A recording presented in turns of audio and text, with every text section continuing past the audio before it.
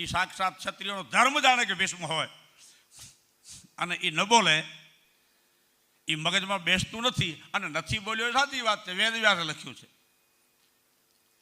તો ન બોલવાનું કારણ શું? ચારણ મહાત્મા સ્વરૂપદાસ એમાં ઊંડા ગયા છે એ ચર્ચામાં. ભક્ત વત્સલનો ભક્ત કવિ અને પાંડવ ચંદ્રિકાના રચયિતા ચારણ મહાત્મા સ્વરૂપદાસ એમાં ઊંડા ગયા છે કે એક તો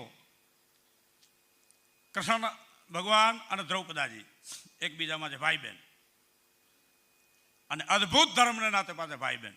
એક તો ભાઈ બહેને નક્કી કર્યું હતું કે આમ નહીં થાય ત્યાં સુધી ધર્મરાજને રેસ નહીં આવે, આટલું કરવું પડશે. એક તો એ બેની વાત હતી. બીજી વાત એ હતી કે પિતામહ ભીષ્મે વસ્ત્રહરણ પ્રસંગની તૈયારી પહેલા સભા પર આમ નજર નાખી તો એને શું શું દેખાણું? તો કે बैर दिखलाता बेहुदा चौकरी के बीच जरता सा भीमद्रिक जहर दिखलाता था, फूले कुरुराज बाग फैर दिखलाता था, जो पांडवों के लेखे लीला लहर दिखलाता था, द्रौपदी को दुर्योधन पैर दिखलाता था.